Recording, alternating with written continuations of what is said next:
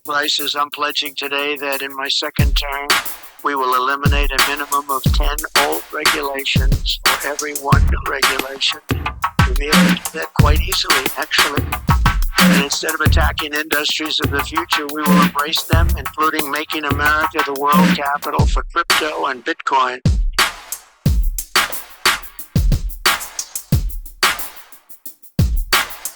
Fourth, at the suggestion of Elon Musk, was giving me his complete and total endorsement. That's nice. Smart guy. He knows what he's doing. He knows what he's doing. It's very, very much appreciated. I will create a government efficiency commission tasked with conducting a complete financial and performance audit of the entire federal government and making recommendations. Hands up now. Move. Can't go on the way we are now.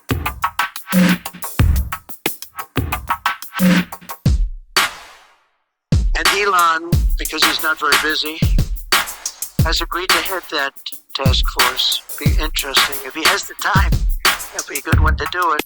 But he's agreed to do it. In 2022, fraud and improper payments alone cost taxpayers an estimated hundreds of billions of dollars. As the first order of business, this commission will develop an action plan to totally eliminate fraud and improper payments within 6 months. This will save billions of dollars and billions. It's massive. For the same service that you have right now, trillions of dollars is wasted and... Yeah, they're not wasting not a penny of my goddamn trillion. What? Further taming inflation and bringing prices way down. The fifth pillar of my plan is to make the Trump tax cuts permanent.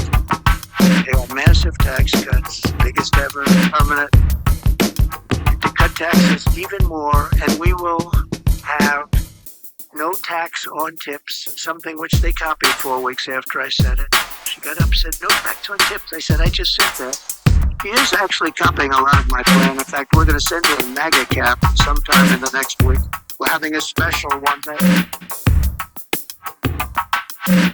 But we also know she doesn't mean it. She's going to stick with what her whole life has been about. And also, no tax on Social Security benefits. People on Social Security have been wiped out by inflation, and now on top of it, we tax their benefits. We're not going to tax their benefits. We have so many different ways of making so much money. This country, the potential is so incredible. We don't have to take it away from people on Social Security. We're not going to do that. We're going to save Social Security. She's going to destroy Social Security. Under the Trump administration, we proved that targeted tax cuts do not increase the deficit. They reduce the deficit by growing the economy and raising revenue. After we gave the massive tax cuts, we took in the following year with a much lower rate, billions and billions of dollars more than we did the previous year with a high rate. Think of that. So with a much lower rate, we took in more money because people were incentivized. Corporate tax revenues are 31% higher today than before my tax law was signed. With all of those cuts, 31% higher, percent solely for companies that make their product in America.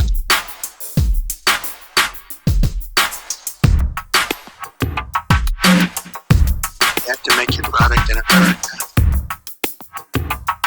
If you outsource, offshore, or replace American workers, you are not eligible for any of these benefits. In fact, you will pay a very substantial bill. Product comes in from another country that's made in another country and comes in. There'll be a big tariff on that product because we want to make our goods in America, and most of them we can. My message is simple. Make your product here in America and only in America. We are not going to be taken advantage of anymore, just as we made great inroads and progress 4 years ago. We made tremendous inroads on this subject. We're not going to watch our wealth and jobs get ripped away from us and sent to foreign countries, which is what's been happening for many, many decades with us. China was built on doing exactly what we're going to be doing and what I started doing 4 years ago. What we're putting forward is the most pro-American manufacturing and jobs policy in modern history for any country. This plan will bring jobs and growth into our country at levels never seen before. Every business on earth will flock to America from Europe, Asia, the Middle East, and all over the world. By contrast, Comrade Dumbwar records many times over. It would result in the largest small business tax hike in history, massively raising taxes on 25 million small business people and raising small business tax rates to 43% and higher. In other words, 20% higher than communist China. Kamala is also vowing to raise the corporate tax rate from 21 to 28%. We're bringing it down to 15%.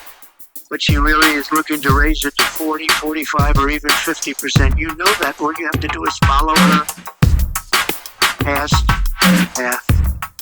Radically raise the capital gains tax rate, which she wants to do, and they don't even want to give a number.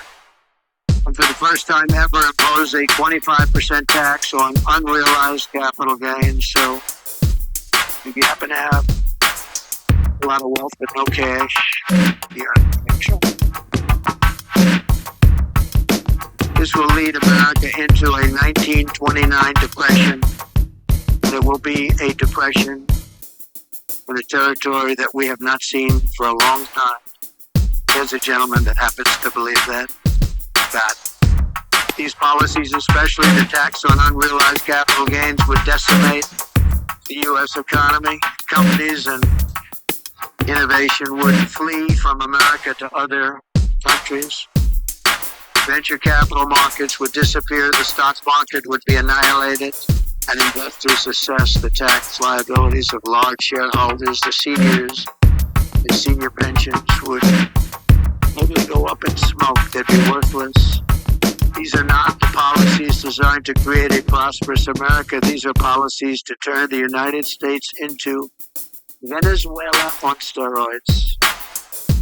Even if for this reason alone, Kamala Harris must be defeated decisively this November.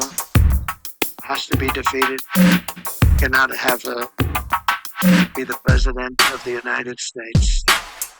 Under Kamala, the United States is becoming a third world banana republic. She and her party are censoring speech, weaponizing the justice system, and trying to throw their political opponents, me, in jail. This hasn't happened. I didn't do that to crooked Hillary. I said that would be a terrible thing, wouldn't it?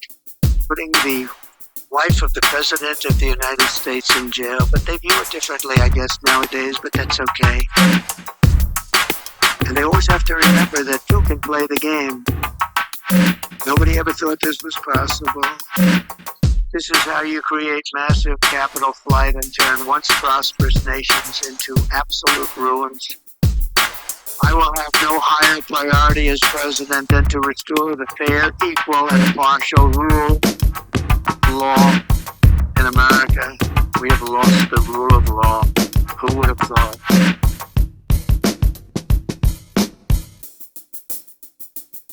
Number 6, under my leadership, America will encourage domestic production instead of punishing it. As you know, our country's vast manufacturing wealth was created at a time